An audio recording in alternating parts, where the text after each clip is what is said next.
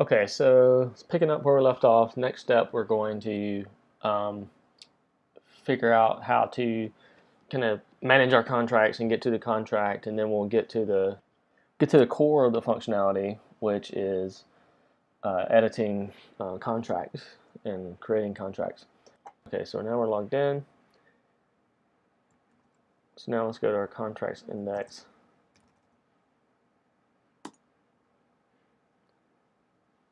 Okay, so we're going to clean this up a little bit. We're going to add a name. We're going to delete all this. We don't need that. Table.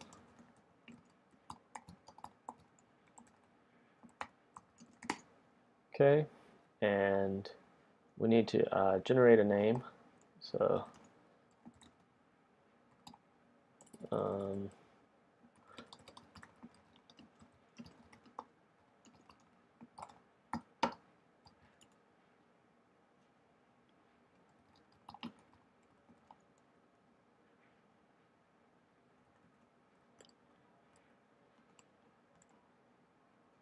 okay, so this looks much better. We don't have any data for our name yet. So let's so here's what we're going to do. When we click on create new contract, what we want it to do is really just go ahead and create it, and we want to then redirect to the show view, which is going to give us kind of a hybrid of our show and our edit view. So if we come in here, contract, we're going to create, name is going to just be new name, and then assign this to the user. Now we need to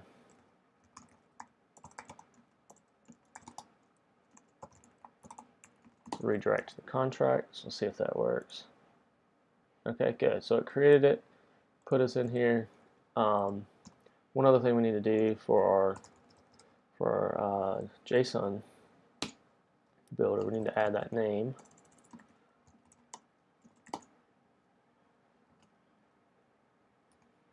And then, so for our show view, we're actually going to replace this with a view component. So let's start. Have this view generator. It's a Vue.js Rails view generator. And it's really neat to create that boilerplate code. So I'm going to call this contract show. This is going to create our JS file, our single file component for Vue, and then it's going to add a html.erb. We already have an HTML slim file, so we can just remove this. We're not going to need to do this anyway.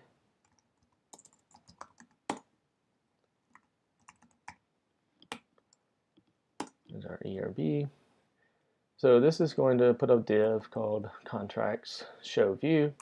It's going to import our style sheet and our JavaScript for Vue. And then if we review our JS file, here's our code that's going to attach our view component to this element. And then if we look in this is our single file component, we just have an empty single file component here. So we can just kind of, let's see if this works.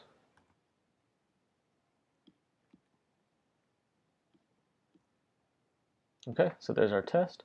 And then let's get our dev server running. And what's kind of cool about that is that we can change this and it's going to automatically reload for us. Well, the first time we got to subscribe to it, and then it automatically reloads.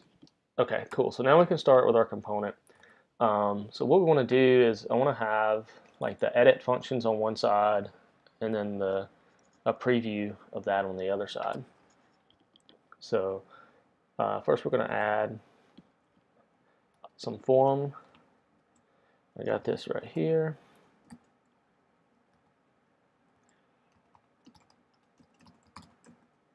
Just going to wrap that in a div.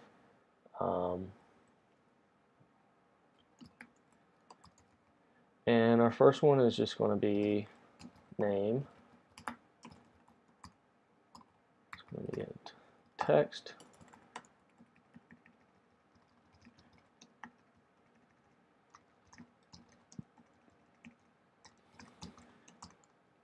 We don't need this help. And then we're going to give it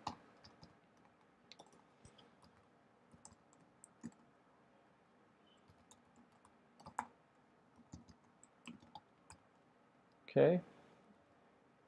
And let's just duplicate this. And this time it's going to be called content.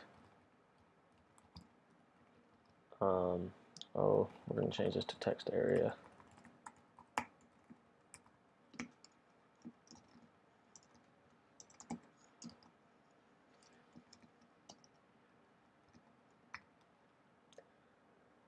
And let's see, we don't need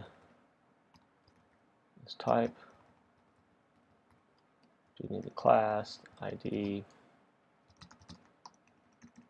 Not sure what this is.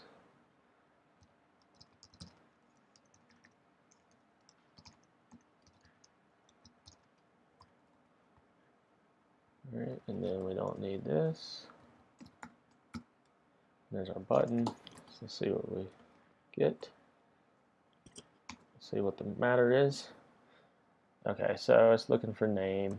We haven't set any of that up yet, of course. So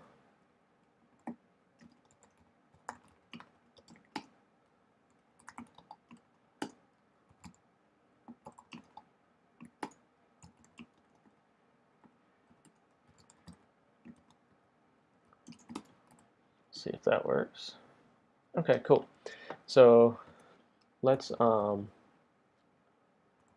wrap all this in a I think this is Bootstraps.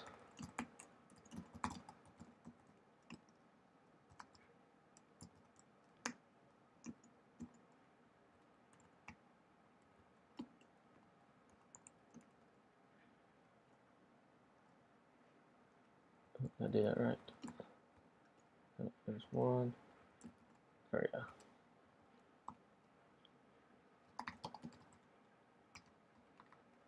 That's what that looks like. Oh, our other side is not on the other side, is it?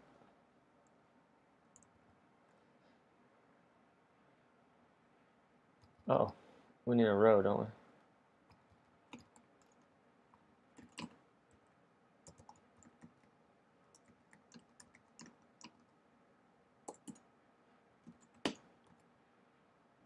Nice. Okay.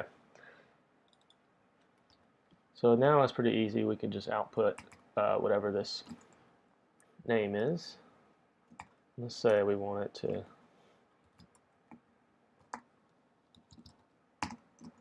there. And then we'll put this in a, well, I guess we'll just render it out for now.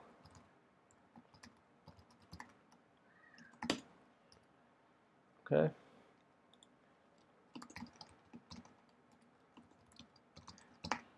There we go. Okay. So now we need to be able to save this, right? So to do that, I'm going to use a library called Axios to do our AJAX requests. Just add that with yarn, and then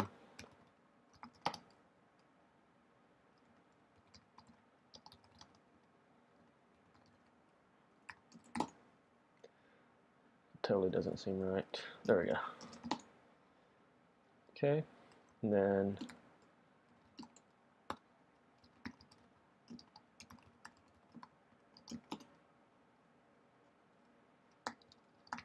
do something like this, and let's find some code for just a regular GET request.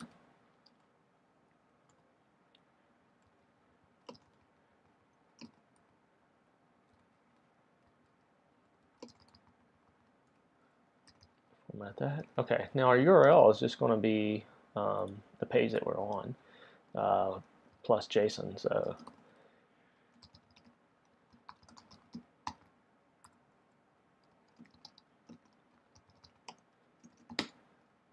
and then when this comes in, we want to assign it to that contract equals response.data.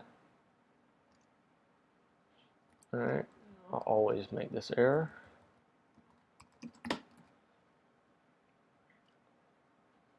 Okay, let's see.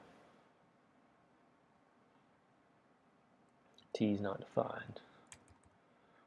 Right.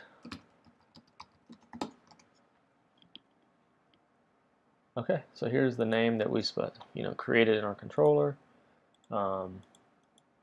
So it's getting the right content there, and it's already populating it.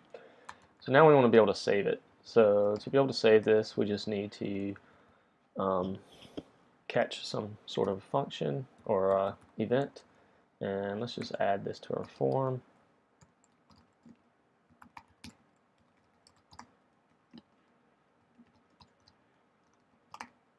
Okay, so we're going to save this contract. We're going to on submit, and then we're going to prevent the default.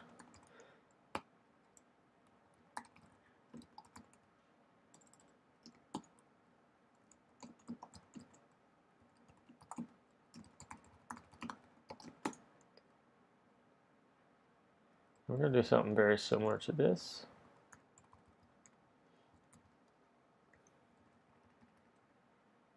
It's going to be the same URL, except this time we're going to pass a few parameters. Okay. We want this to actually be a put.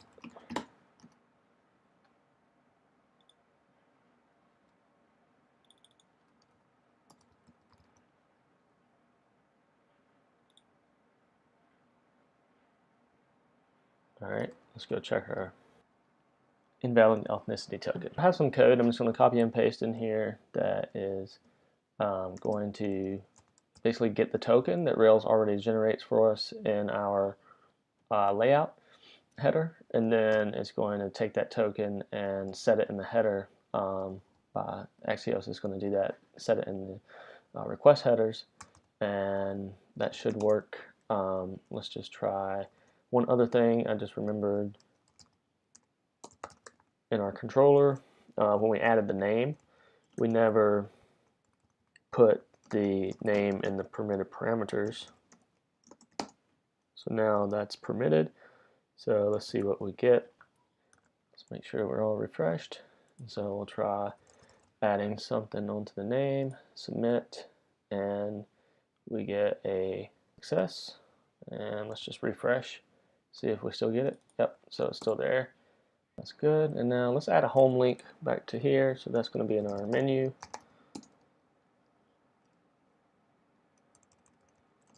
Something like this. We'll just always show it.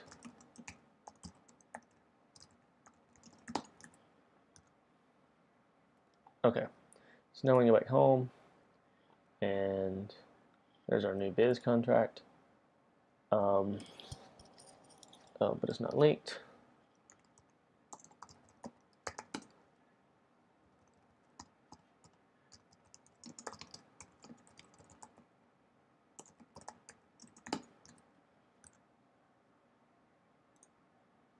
Perfect. So the next step is we want it to support being able to put some variables in here, like my name, business name, something like that, so that it would easily, we could reuse this contract and just take these variables and replace them in